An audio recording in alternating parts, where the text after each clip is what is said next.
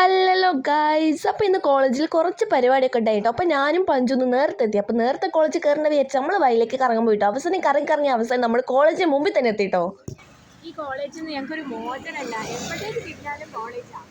അങ്ങനെ പഞ്ചുവിന്റെ രോദനൊക്കെ കേട്ട് നമ്മൾ ക്ലാസ്സിലേക്ക് പോയിട്ടോ. ക്ലാസ്സിൽ നോക്കുമ്പോൾ അശ്നക്കുട്ടിയും അതുപോലെ സെക്കൻഡ് ഇയേഴ്സ് ഒക്കെ ഉണ്ടായിട്ടോ. പിന്നെ നമ്മൾ പണിസാധനങ്ങളൊക്കെ എടുത്ത് പണികൾ ആരംഭിക്കാട്ടോ. അങ്ങനെ അല്ലറ ചില്ലറ പണികൾക്ക് ശേഷം ഞാനും കൃഷ്ണേന്ദ് സിഎമ്മും ചായ കുടിക്കുന്ന വ്യാജനയിൽ പൊറാട്ടയും ബീഫും കഴിക്കാൻ പോയിട്ടോ. പിന്നെയും പോയാൽ നമ്മൾ പെയിന്റ് പണിക്ക്. പിന്നെ കൃഷ്ണേന്ദ് സിഎമ്മിന്റെ ഹാർഡ് വർക്കാണ് നമ്മൾ ഇപ്പോൾ കണ്ടുകൊണ്ടിരിക്കുന്നത്. പിന്നെ ഞാനും കൃഷ്ണേന്ദ് സിഎമ്മും ഫുഡ് കഴിച്ചോണ്ട് കൃഷ്ണേന്ദ് സിഎമ്മിന്റെ ഫുഡ് അശ്നക്കുട്ടിക്ക് കൊടുത്തിട്ടോ.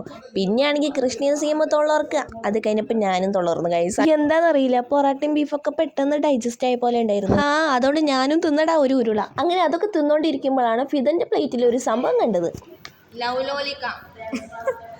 ഈ ഒരു സംഭവമില്ലേ ലൗലോലിക്ക, അത് ഞാൻ ആദ്യമായിട്ടായിട്ട് തിന്നുന്നത്. I like it guys. പിന്നെ കൃഷ്ണേന്ദ് സിഎം എടുത്ത ലൗലോലിക്ക് ഉപ്പില്ലാന്ന് പറഞ്ഞിട്ട് പാവം ഫിദന് എന്തെല്ലക്കോ പറയണ്ടായിരുന്നു. എന്ത് കുനിഷ്ടിയല്ലേ കൃഷ്ണേന്ദ് സിഎം. പിന്നെ നമ്മൾ ചോക്കി തിന്നു. അപ്പൊ ഇതൊക്കെ കഴിഞ്ഞപ്പോൾ നമുക്ക് തണുത്തത് എന്തെങ്കിലും കുടിക്കാൻ തോന്നിട്ടോ. അപ്പൊ നമ്മൾ പോയടാ ഫലൂദ കുടിക്കാൻ. അങ്ങനെ ഫലൂദ കുടിച്ച ശേഷം നമുക്ക് ഒരു ഐസ്ക്രീം കിട്ടാൻ കൊള്ളാന്നുണ്ടായിരുന്നു. അതോടെ നമ്മൾ കോൺ ഐസ്ക്രീം ഒക്കെ വാങ്ങി നമ്മൾ നേരെ വിട്ടത് സോഡ കുടിക്കാൻ. നാരങ്ങ സോഡ കൈ കിട്ടിയതിന്റെ സന്തോഷമാണ് സുഹൃത്തുക്കളെ നിങ്ങളിപ്പോൾ കണ്ടുകൊണ്ടിരിക്കുന്നത്.